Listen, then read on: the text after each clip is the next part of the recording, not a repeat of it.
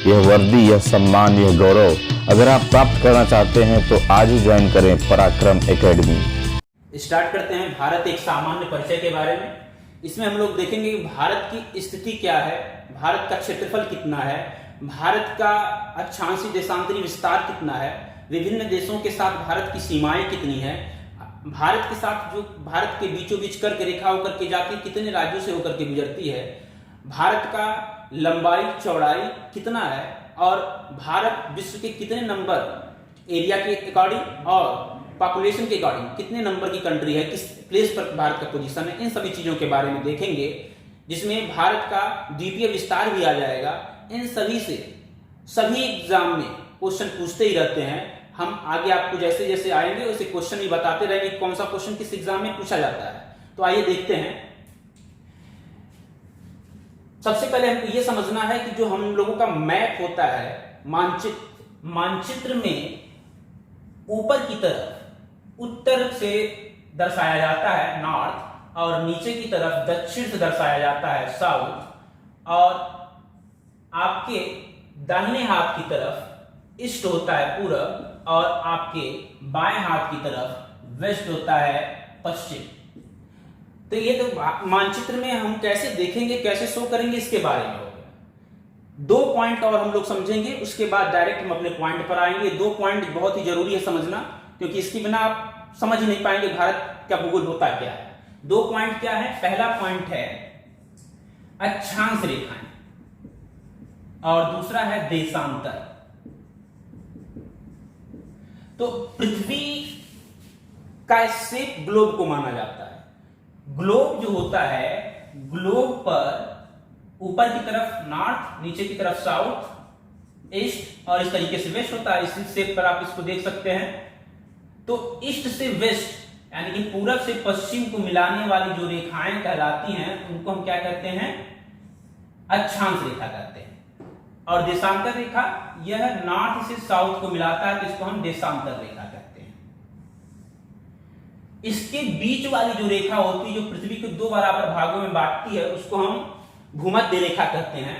और इसके ऊपर 90 डिग्री तक 90 रेखाएं होती हैं और इसके नीचे 90 डिग्री तक 90 रेखाएं होती हैं। तो भूमध्य रेखा क्या करता है? पृथ्वी को 2 बराबर भागों में बांट देता है, जिसको आप कहते हैं उत्तरी गोलार्ध और नीचे वाले को कहते हैं दक्षिणी गोलार्ध। तो अब आपको समझना क्या है, अगर हम यन और यस को मिला दें यानी कि देशांतर रेखाओं के बीच वाली रेखा, ये 0 डिग्री कहलाती है। इसी को हम अंतरराष्ट्रीय तिथि रेखा के नाम से भी जानते हैं। सभी देशों का टाइम यहीं से डिसाइड होता है। तो ग्लोब पर ये देख रहे हैं आप 0, इधर आप देख रहे हैं 0, ये वाली दिशा क्या हो जाएगी? इधर देखिए उत्तर, दक्षिण, पूरब, पश्चिम। तो ये बीच वाली दिशा क्या हो जाएगी? उत्तर पूर्व। तो भारत की स्थिति यहां पर है, भारत की स्थिति यहां पर है, भारत इस प्लेस पर है। यानी कि भारत ग्लोब पर कौन सा पोजीशन रखता है? उत्तर पूर्व पोजीशन रखता है। अब उत्तर पूर्व पोजीशन में भारत का देशांतरी और अक्षांशीय विस्तार कितना है, इसको हम देखते हैं। तो यहां पर देखिए 0 डिग्री है, 1 2 3 4 ऐसे करते हुए हम 360 डिग्री तक देशांतर रेखाएं होती हैं। और ये अक्षांश रेखा है, 1 2 3 4 5 करते हुए 90 तक जाएंगे, 90 डिग्री तक अक्षांश रेखाएं होती हैं। तो भारत के बारे में हम देखते हैं। भारत का जो अक्षांशीय विस्तार है वो 8 डिग्री 4 मिनट यन मतलब उत्तर से लेकर के 37 डिग्री 6 मिनट उत्तर तक है। यह भारत का अक्षांशीय विस्तार है। और भारत का जो देशांतरी विस्तार है उसको भी देख लेते हैं। 68 डिग्री 7 मिनट से लेकर के 68 डिग्री 7 मिनट ईस्ट पूरब। ये देखिए पूरब की तरफ है ना भारत, इधर साइड पूरब पड़ेगा, इधर अगर रहता इधर तो पश्चिम लिखते। So 68 degree 7 minute east to 97 degree 25 minute east. यन क्यों लिखे हुए हैं? क्योंकि इधर हम उत्तरी गोलार्ध में हैं और इधर हम पूर्वी गोलार्ध में हैं, इसीलिए वो यहाँ पर अक्षांश में उत्तर और यहाँ पर पूर्व लिखा हुआ है। अब भारत के मैप को हम बनाते हैं। भारत के मैप के बारे में बना करके अच्छे से हम लोग इसको समझते हैं कि ये सब चीजें हैं क्या थे। सबसे पहला चीज ये समझ लीजिए कि अक्षांश और देशांतर का काम क्या है। अक्षांश और देशांतर का काम होता है लोकेशन बताने के लिए, टाइम बताने के लिए। अगर मैं आपसे कहूं कि इस समय यूएसए में दिन होगा तो आप कहेंगे कैसे होगा? तो मैं बताऊंगा कि वहां का देशांतरी विस्तार कुछ अलग है, अक्षांशीय विस्तार कुछ अलग है। अगर मैं कहूं आपसे कि प्रेजेंट टाइम में बक्सीपुर कहाँ है, तो आप बताएंगे बक्सीपुर कहाँ है। इसके लिए आपको क्या बताना पड़ेगा, बताएंगे गोरखपुर में है, यूपी में है, ये सब लोकेशन आप बताएंगे, तब जाकर के बक्सीपुर पहुंचा जा सकता है। उसी तरीके किसी भी देश की स्थिति जानने के लिए या किसी भी प्लेस की स्थिति जानने के लिए उसके अक्षांश और देशांतरी विस्तार को हमको पकड़ना पड़ेगा, तब हम उस देश की लोकेशन एग्जैक्ट हम पता लगा पाएंगे। तो सबसे पहले हम देखते हैं भारत के बारे में। ये भारत का मानचित्र है।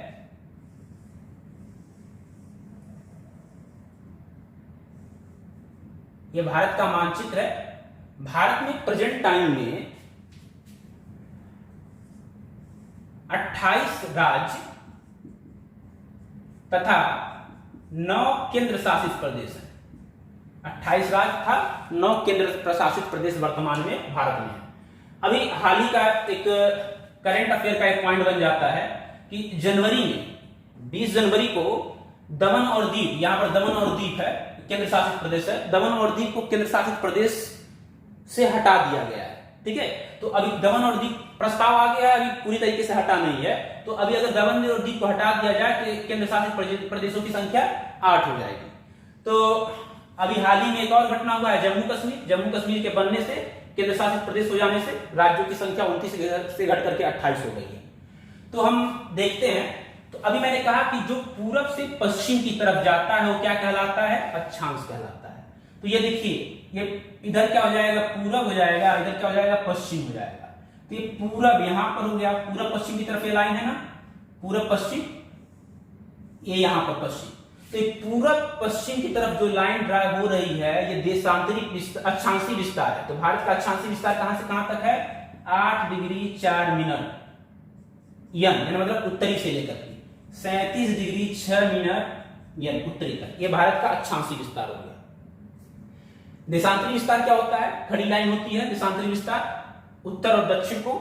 तो ये खड़ी लाइन यहां से आप देख सकते हैं, ये हो गया उत्तर, दक्षिण को खड़ी लाइन, इतने भारत का देशांतरी विस्तार है।